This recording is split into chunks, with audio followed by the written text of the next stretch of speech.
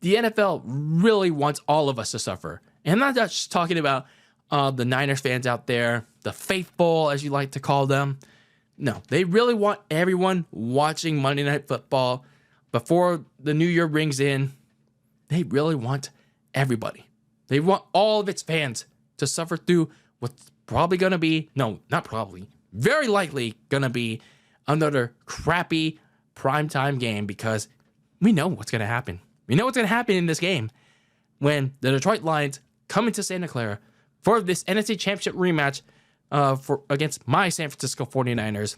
This beat up, physically, mentally, and emotionally beat up San Francisco 49ers team. We know what's going to happen to them. We know what's going to happen to them against this habanero hot Lions team. At this point in the year, yeah, we know what's going to happen, pal. And yet, the NFL decided not to flex this game out of prime time. And I get the lineup was crappy. The lineup was crappy this week, and for some odd reason, they didn't want to put in the Cardinals and Rams, even though the Cardinals were already eliminated. They didn't want to put in the Falcons and Commanders on Monday night rather than Sunday night. They didn't want to put in Packers and Vikings, even though like that game was protected by Fox.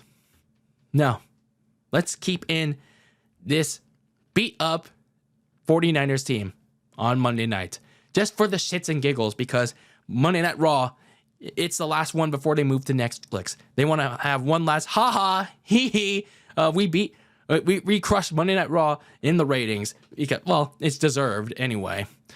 But yeah, anyway, they you're gonna have no choice, pal. We're gonna beat Monday Night Raw once again. We're gonna ship them off to Netflix. Even though this crapshoot of a game, it's terrible. It's terrible. But anyway, all rambling aside, like, what more needs to be said about this game? This is a complete shell of its NFC Championship self from almost a year ago. Man, the Lions at least kept their momentum going. They at least took the motivation of what happened in the NFC Championship game and completely took it. And here they are. They're 13-2, and on the cusp of potentially finishing their story in spite of all the injuries running wild, pal, on their defense. And they're still trying to maintain the momentum with Minnesota on their back for the NFC North and the NFC's top seed. And honestly, this is just a buffer game. This is just a buffer game before that big matchup next week against the Vikings. They're 13-2 right now. They're riding hot on offense. Their defense, again, battling through injuries, but they're still doing enough. Meanwhile, if you look at my San Francisco 49ers, 6-9, having already been eliminated weeks ago by Green Bay and Buffalo. But Jane Daniels, everyone should be thanking him right now, and the Commanders, because they made it officially official just before the Niners took the field last week against the Dolphins.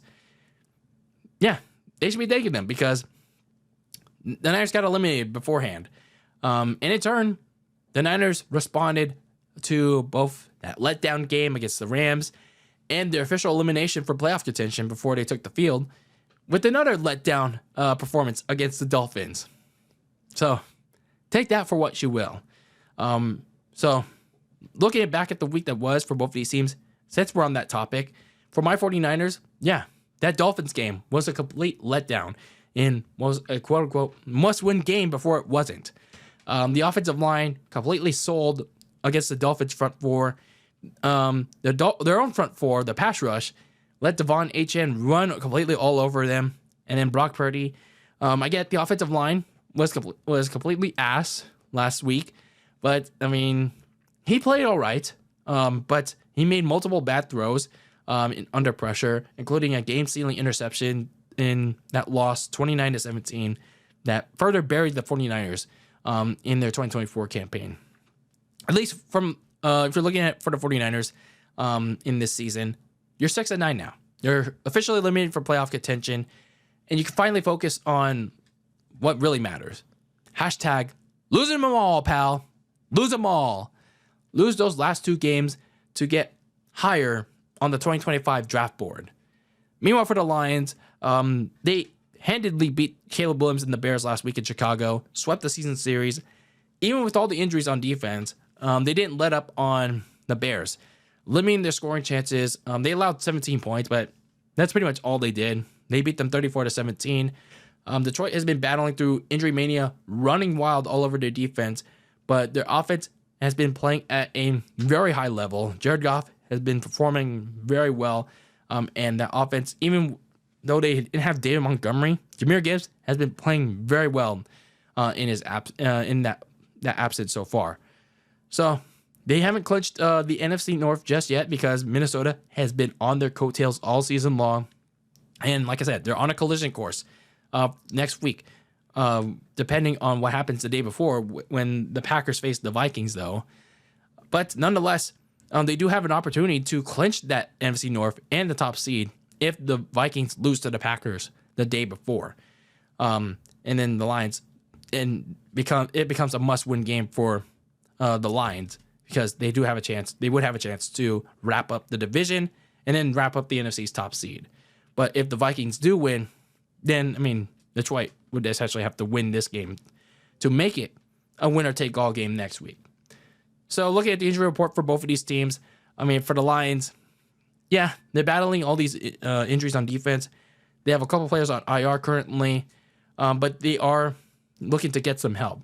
Like linebacker Graham Glasgow, he's expected to return from this game after missing last week's game with a knee injury. They could be getting some players off of IR, like Jalen Reeves-Maven. He has a possibility of being activated after having his practice window open about a week ago. Receiver Khalif Raymond, he's been making good progress in his return from injured reserve, although it's not likely he's going to be returning this week, according to Dan Campbell. But in all honesty, they don't really need him at the moment, at least not for this game, because, well, the Lions offense has been doing pretty good for itself with Amon-Ra St. Brown and Jameson Williams in the passing game anyway. So not really too concerning at the moment for Detroit. Meanwhile, for my San Francisco 49ers, they did officially shut down a couple players because, well, at this point in the season, they're eliminated for playoff contention, dead last in the NFC West.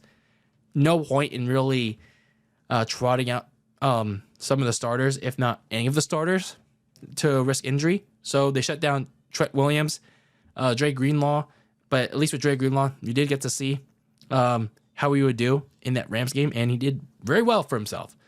They also shut down Jalen Moore, the backup lineman with a quad injury. And in terms of this game, Aaron Banks, the other guard, he's expected to miss this game and possibly the finale in Arizona with the MCL sprain. So, yeah, even more offensive line depth. Even going further down the shitter. Spencer Burford, the backup offensive lineman, also likely to miss this game with a calf injury, and so is the right tackle, Colin McKivitz. He might miss this game with a knee injury. So that offensive line, yeah, they better address that shit in the offseason because having more than half of your offensive line depth out of this game is not good for San Francisco. So looking at the keys to victory for both of these teams, starting with the Lions, I mean, it's simple, especially in a game against this beaten up 49ers team. Keep doing what works. If it ain't broke, don't fix it. Pound the rock with Jahmyr Gibbs. Go attack that running game, especially against a front four that is beaten up. They don't have Javon Hargrave. They don't have a run stopper in there. You want to pound the rock with Jahmyr Gibbs, but don't overwork him. If you need to use a receiver as a quote-unquote wide back, then do it. I mean, you did it last game in Chicago. And then in the passing game, just keep throwing that damn thing against a weakened front seven, a weakened passing defense, especially in the middle of the field without Dre Greenlaw in the lineup again. So there are plenty of opportunities for Detroit to keep scoring. This thing might even be a wrap by halftime. And then defensively, this is also a great opportunity for the Lions to figure out who could be a difference maker in the front four. Because the Niners offense at this moment, they won't put up much of a fight in the passing game with Brock Purdy and whatever offensive line he has left, unless the Lions, they fall asleep on the wheel. So this is a great opportunity for Dan Campbell and Aaron Glenn to figure out, who in that front four rotation can be a difference maker. Meanwhile, for the 49ers, well, I mean, is there any reasonable real expectation for them to win this game? Is there like any realistic like chance? Is there like any hope of optimism? Like what real reason is there to actually want to win this game? But if they want to try, though, you can feed the ball to Ricky Pearsall, Jacob Counting, because at this point in the season, you want to see who could be a real contributor for next year. I mean, it's more than time to get a good look at what Jacob Counting and Ricky Pearsall can offer. Feed them the ball more. Like, we've seen enough of Deebo Samuel, who, and Ricky Pearsall particularly, he could use a good rebound game from the mistakes that he had in Miami. So you also want to feed the ball to George Kittle more, who's been having a very good year. So I would like to see more of the rookies in this game, especially against the Lions defense that's been battling the injury bug for more than 2 months now, and they could be attacked in the air. I mean, that's if Purdy has time to throw. Meanwhile, that's pretty much it. For the 49ers, I mean, the key to victory is, well, by losing this game, basically, because there's absolutely nothing. There's absolutely nothing to gain by winning a game you have absolutely no business in, especially with half of your starting offensive line out, your top receiver out in Brandon Ayuk, well, who's been out since October, especially with half of your starting offensive line out, not even just half the starting offensive line out, more than half of the offensive line depth in general out. And then one of your top linebackers just got shut down, and so on and so forth. Like, there is barely any depth on this roster. So what benefit is there by winning this game? Like, really, against the number one seed in the NFC right now. So, other than, oh, we got a victory on Monday against the number one seed in the NFC. Like, what does that do? What does that really do going to next year? There's a major difference between losing out right now and then winning one or both of your last 2 games, and then it fucks up your draft position. It really does. Like, the ultimate goal right now is for 49ers to lose their last 2 games and then get to at least near close to top 10 in the NFL draft. The goal is to get a top 12 draft pick and be dead last in the NFC West. Not by fucking around and finding out winning one of your last 2 games. Okay? All right. Again, why did the NFL keep this on national TV under the bright lights of Monday night? I don't know. I don't know why, but they really want people to tune into Monday Night Raw. The last Raw on Netflix, huh? So the NFL, Roger Goodell decided to, like, hey, let's fuck around and find out. let's have another blowout and potential shutout game potential. This beat up whack ass Niners team against a habanero hot Lions team. Yeah, that'll make things great, huh, pal? But yeah, this Niners team's gonna get whooped Monday night. But then again, last time I said that, I believe it was 3 years ago. Yeah, look how that turned out. So I'm trying to guarantee that, and I know it sounded like a negative Nancy, but we'll see if that holds out this time around, especially this point in the year. Week 17, 6-9. Again, is it really worth trying to win this useless game that could really fuck up your draft positioning? Think about it, Kyle Shanahan. Think about it, John Lynch. I'm not trying to say, oh, purposely tank.